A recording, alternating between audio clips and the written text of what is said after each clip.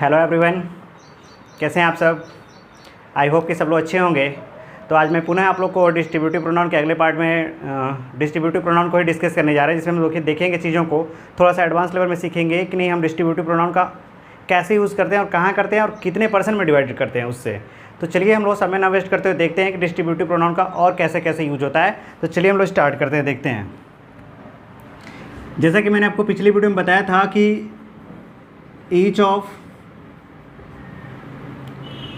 Either of, इसको मैंने बताया था इधर ऑफ भी पढ़ते हैं, उसके बाद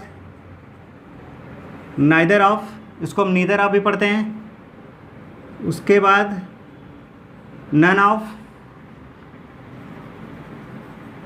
एनी ऑफ और एनी वन ऑफ।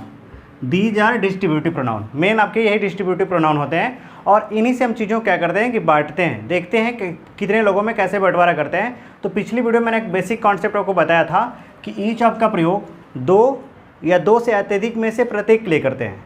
अर्थात जब हम दो व्यक्ति की बात करेंगे, दो वस्तु की बात करेंगे और उन दोनों व्यक्ति तथा वस्तु में प्रत्येक की बात करेंगे तो उस कंडीशन में हम ईच ऑफ के यहाँ जाते हैं। जबकि हम दो में से एक की बात करते हैं तो किसके यहाँ जाते हैं?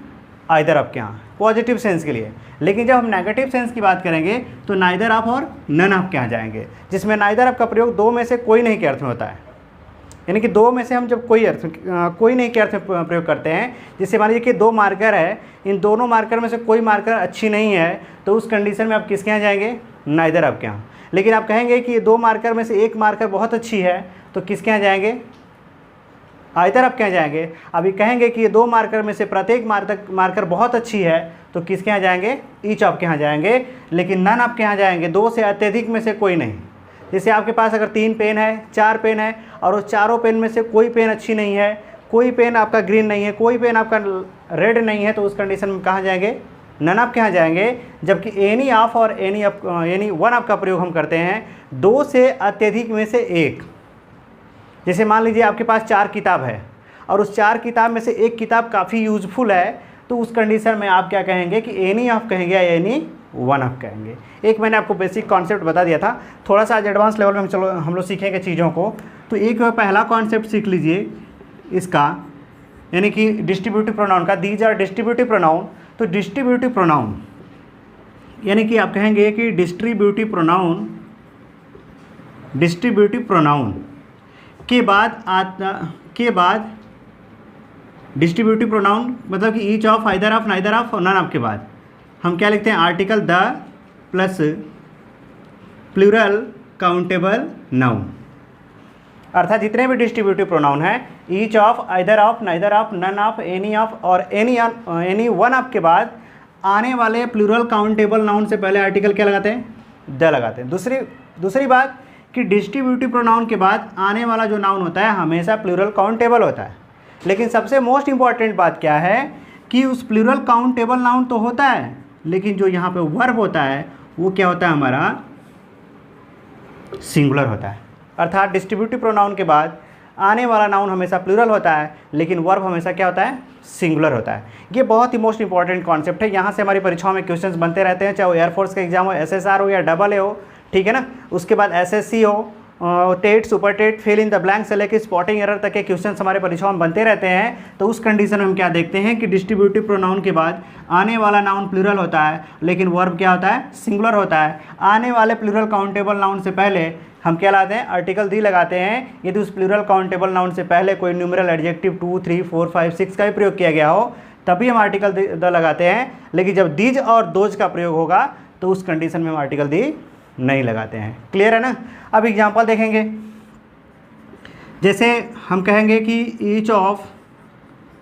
Each of the boys have done this work.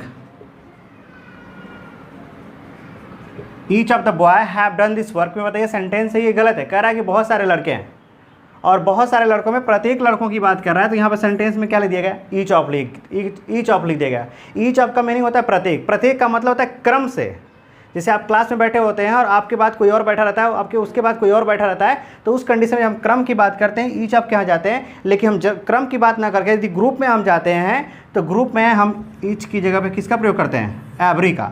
Every का प्रयोग एज ए प्रोनाउन के रूप में नहीं होता है, जब भी इसका प्रयोग होता है तो एडजेक्टिव के रूप में होता है। क्लियर है ना? जब हम ग्रुप में प्रत्येक की बात करेंगे, ग्रुप में प्रत्येक की बात करेंगे, क्रम वाइज नहीं, तो उस कंडीशन में हम कहाँ जाएंगे? एवरी के यहाँ जाएंगे। और जब हम सीरियल वाइज क्रम वाइज यदि प्रत्येक की बात करेंगे तो उस कंडीशन में हम किसके यहाँ जाएंगे? ईच ऑफ के यहाँ जाएंगे। दोनों का मीनिंग सेम होता है, प्रत्येक होता है, लेकिन प्रत्येक में भी अंतर होता है। तो आपने क्या देखा कि ईच ऑफ के बाद क्या लिख दिया हमने? बॉयज। बॉयज तो सही है कि क्योंकि डिस्ट्रीब्यूटिव प्रोनाउन के बाद आने वाला जो नाउन होता है वो क्या होता है? प्लूरल होता है। लेकिन जो यहाँ पे वर्ब का कॉन्सेप्ट है कि वर्ब सिंगुलर होता है, लेकिन वो क्या है? प्लूरल है। इसलिए सेंटेंस हमारा क्या है? गलत है, क्योंकि हैव की जगह पे क्या होगा? आपका हैज होगा। दूसरी बात, कभी कभी इस सेंटेंस को यहाँ पे आर्टिकल नहीं लिखता है, ईच ऑफ बॉयज कर देगा, each of boys, each of boys. जब पढ़ेंगे तभी क्लियर हो जाएगा कि नहीं सेंटेंस गलत है। क्लियर है ना? तो इस तरह आपके परीक्षाओं में क्वेश्चंस बनते हैं। चलिए हम थोड़ा इसको प्रैक्टिकली माध्यम से देखते हैं कि और कैसे कैसे क्वेश्चंस बनते हैं।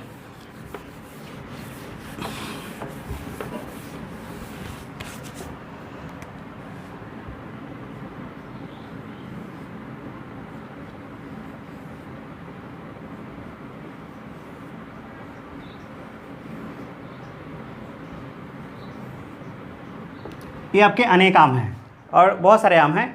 तो आप इनको कहेंगे कि ये प्रत्येक, यदि इनको क्रम वाइज कहेंगे कि जो ये प्रत्येक आम जो हैं वो रेड है, प्रत्येक जो आम है वो क्या है? रेड है। तो बताइए किसके यहाँ जाएंगे?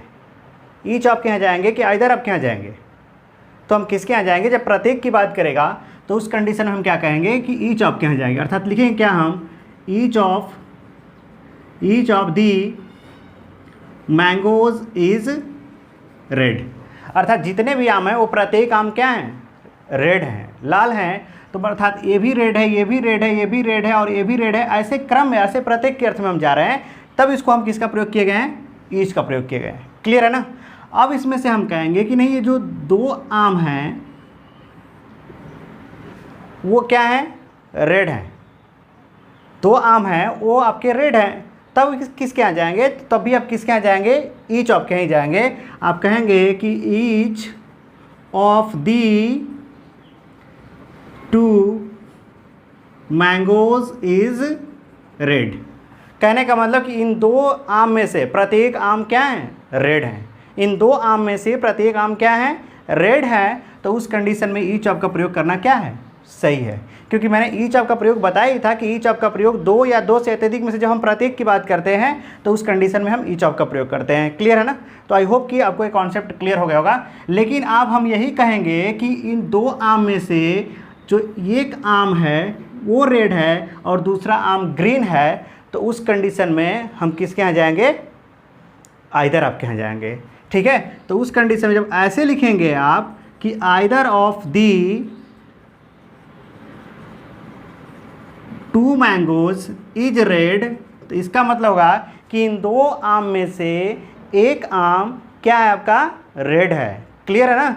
तो ऐसे बोलचाल की भाषा में क्या करते हैं कि जब आपने कोई स्कूल में कोई फंक्शन करा, यदि फंक्शन कराते समय आपको जो एक लड़का होगा उसको इनाम देना होगा, और कोई कंपटीशन कराया और कंपटीशन में दो बच्चों का अगर मार्क्स समान आ जाता है, तो उस मार्क्स को देखते हुए हम क्या करते हैं कि दोनों बच्चों को पुरस्कृत करते हैं, अवार्डेड करते हैं उनको। तो उस कंडीशन में आप किसके यहाँ जाएंगे? ईच ऑफ के यहाँ।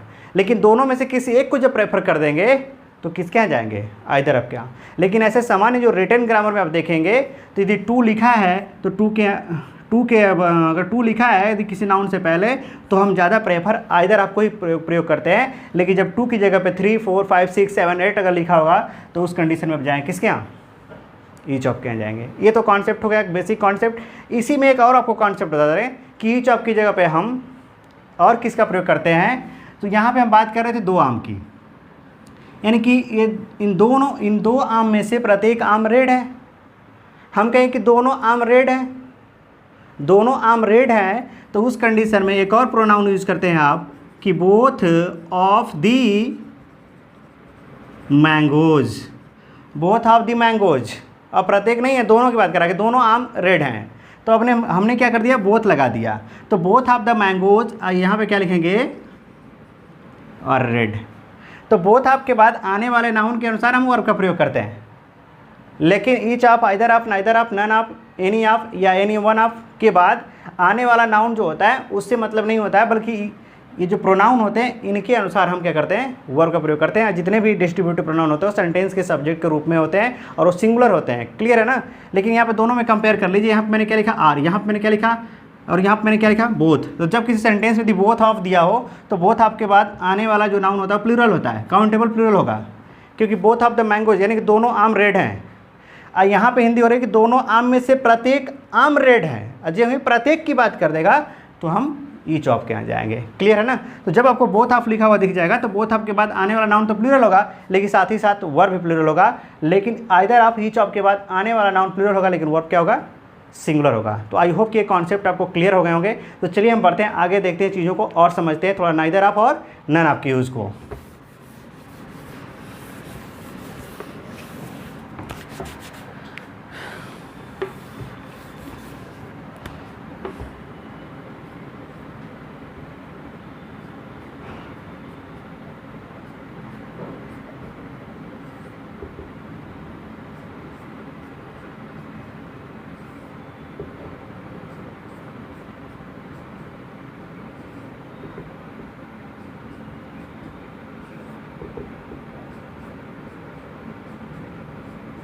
कला पे आप लोग फोकस मत करिएगा, कला मेरा बहुत पुअर है, इसलिए कॉन्सेप्ट समझने की कोशिश करिएगा, कॉन्सेप्ट कैसे समझे हम। ठीक है। अब यहाँ पे मैंने कुछ बॉयज़ कुछ गर्ल्स ऐसे कुछ पर्सन या वुमन की मैंने यहाँ पे डिनोट कर दिया। अब यहाँ पे कितने हैं व्यक्ति हैं, 5 हैं, 5 व्यक्ति। हमको अगर पॉजिटिव सेंस से अगर नेगेटिव हम इसमें अगर कहेंगे कि नहीं पाँचों जो विद्यार्थी हैं, हम कहेंगे अगर मान राम श्याम मोहन सोहन गीता सोहन इत्यादि यदि हम कहते हैं कि ये विद्यार्थी हैं और ये प्रत्येक विद्यार्थी क्या हैं, ईमानदार हैं। ये प्रत्येक विद्यार्थी ईमानदार हैं। बहुत सारे विद्यार्थी हैं और बहुत सारे में कहा कि प्रत्येक विद्यार्थी ईमानदार है। तो जब प्रत्येक की बात करें तो ईच आपके यहाँ जाएंगे। लेकिन हम कहेंगे कि ये जो है विद्यार्थी हैं, 5 विद्यार्थी हैं, तो उस कंडीशन में हम कहेंगे कि इनमें से कोई विद्यार्थी ईमानदार नहीं है। ठीक है ना। इसमें से कोई विद्यार्थी, जिसे हम कहेंगे चीज़ों को समझिए, जिसे हम कहेंगे कि राम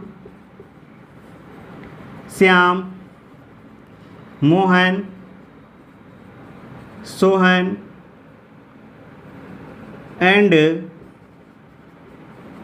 मुकेश आर स्टूडेंट्स। ये 5 लोगों की बात कर रहे हैं, करें पांचों क्या हमारे विद्यार्थी हैं। क्लियर है ना। पांचों हमारे स्टूडेंट्स हैं। हम कहेंगे कि प्रत्येक विद्यार्थी क्या हैं, ईमानदार हैं। यानी कि ये पांचों विद्यार्थी में से पांचों विद्यार्थी यानी कि प्रत्येक विद्यार्थी क्या है, ईमानदार है। तो ईच आप क्या जाएंगे। हम कहें कि इन 5 विद्यार्थी में से कोई विद्यार्थी ईमानदार नहीं है, तो उस कंडीशन में किसके यहाँ जाएंगे, नन ऑफ के यहाँ। अर्थात आप कहेंगे कि नन ऑफ दी 5 स्टूडेंट्स, क्या लिखेंगे आप, none of the 5 students is honest. इन पांचों में से कोई विद्यार्थी ईमानदार नहीं है।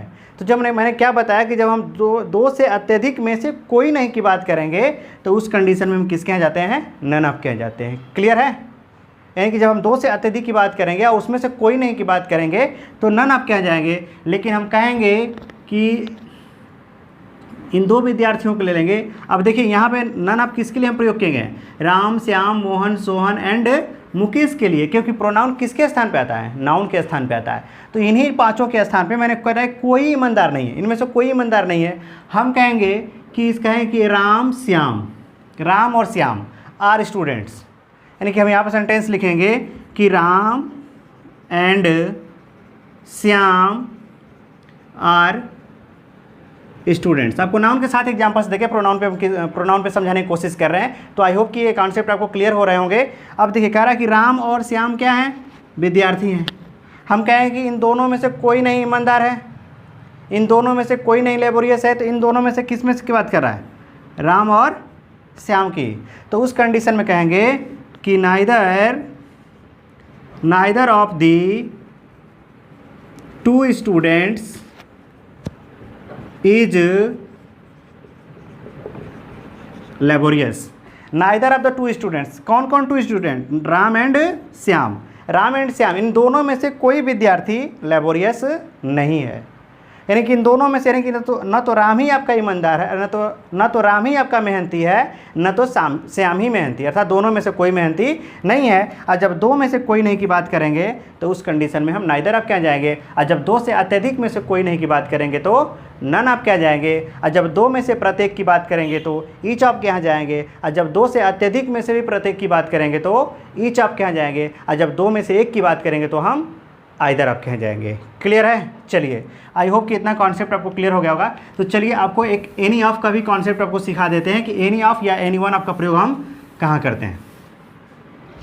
अब देखिए 5 विद्यार्थी हैं, 5 विद्यार्थी में नामकरण भी मैंने कर दिया कि 5 विद्यार्थी का मैंने एक सिंपल नामकरण भी कर दिया था कि राम, श्याम, मोहन, सोहन, मुकेश, ये 5 विद्यार्थी हैं। हम कहें कि इन 5 विद्यार्थी में से एक विद्यार्थी क्या है, मेहनती है। इस 5 विद्यार्थी में से एक विद्यार्थी ईमानदार है। ठीक है, तो उस कंडीशन में जब हम 5 में से एक की बात करेंगे, 2 में से एक की बात किए तो हम किसके यहाँ गए, आइदर आप क्या। लेकिन 2 से अत्यधिक में से एक की बात करेंगे तो उस कंडीशन में जैसे हम वही सेंटेंस को लिख देंगे। आपको एग्जांपल्स लिखे थे, फिर एग्जांपल्स को रिपीट कर, जैसे Ram, Shyam, Mohan, Sohan and Mukesh are students. 5 विद्यार्थी की बात कर रहा है और 4 ही एग्जाम्पल्स में लिखे, चलिए कोई बात नहीं।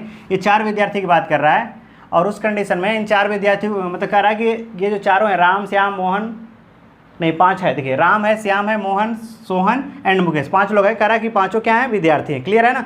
हम कहें कि इस 5 विद्यार्थी में से एक विद्यार्थी ईमानदार है, एक विद्यार्थी लेबोरियस है, तो उस कंडीशन में हम न तो ईच आप के यहाँ जाएंगे, न तो आइदर आप के यहाँ जाएंगे, न तो नाइदर आप के यहाँ जाएंगे, न तो नन आप के यहाँ जाएंगे, बल्कि जाएंगे कहाँ, एनी आपके यहाँ या एनी वन आपके यहाँ। तो उस कंडीशन में हम लिखेंगे इनको कि इन 5 विद्यार्थी में से एक विद्यार्थी मेहनती है, तो लिखेंगे कि any of the 5 students, any of the 5 students, इन 5 विद्यार्थियों में से एक विद्यार्थी की बात कर रहा है, इज वेरी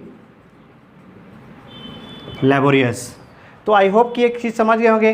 कह रहा है कि ये 5 विद्यार्थी में से एक विद्यार्थी की बात कर रहा है। यदि यहाँ पे आइदर आपका प्रयोग करेगा, either of the 5 students is laborious, तो 5 में से अब किसकी बात कर रहा है, 5 में से एक की बात करेगा तो आइदर आपका यूज़ करना क्या हो जाएगा, गलत हो जाएगा। क्लियर है ना। इसलिए इस एनी आपकी जगह आप ये भी लिख सकते हैं कि any one of the 5 students is laborious. तो उस कंडीशन में आपने क्या देखा कि एनी वन लिखे होंगे चाहे एनी ऑफ लिखे होंगे, ये दोनों का मतलब एक ही होता है, बहुत में से एक, बहुत में से एक। 2 से अत्यधिक में से एक की बात करेगा, चाहे वो 5 ही होंगे, 10 होंगे, 1000 होंगे, ठीक है, उसमें से यदि एक की बात करेगा तो उस कंडीशन में हम क्या लिखेंगे, एनी वन ऑफ लिखेंगे। अगर यहाँ पे कह रहा है कि any one of the students, यदि इसी सेंटेंस को यदि ऐसे लिख देगा कि any one of the students is laborious की बात करेगा, तो यहाँ पे अनेक विद्यार्थी हैं, उन अनेक विद्यार्थी में से एक विद्यार्थी की बात कर रहा है कि वो क्या हैं, मेहनती हैं। क्लियर है। तो आई होप कि ये कॉन्सेप्ट आपको क्लियर हो गए होंगे। Each of, either of, neither of, none of, any of या एनी वन ऑफ। तो आई होप कि आप इसको प्रैक्टिस करते रहिएगा और प्रैक्टिस करने के साथ साथ फिल इन द ब्लैंक्स और स्पॉटिंग एरर, दोनों तरह के इससे क्वेश्चंस बनते रहते हैं कि कहाँ हम ईच ऑफ का प्रयोग करते हैं, कहाँ आइदर आपका प्रयोग करते हैं, कहाँ नाइदर आपका प्रयोग करते हैं, कहाँ नन आपका प्रयोग करते हैं, कहाँ एनी आपका, कहाँ एनी वन आपका। तो इन चीज़ों को आप एक बार खुद प्रैक्टिकली कर लीजिएगा और जो भी आपको डाउट्स होंगे, मैंने आपको व्हाट्सअप नंबर बताया था, उस पर आप मुझे व्हाट्सअप कर सकते हैं। तो आज के लिए इतना ही। सो वीडियो मेरी अच्छी लगी होगी तो वीडियो को लाइक और शेयर जरूर करिएगा। यदि चैनल पर नए होंगे तो चैनल को सब्सक्राइब करिए, बेल आइकन दबाइए ताकि हमारे हर एक नए वीडियो का नोटिफिकेशन आपके आसानी से मिलता रहे। So thank you so very much and thank you for watching my video.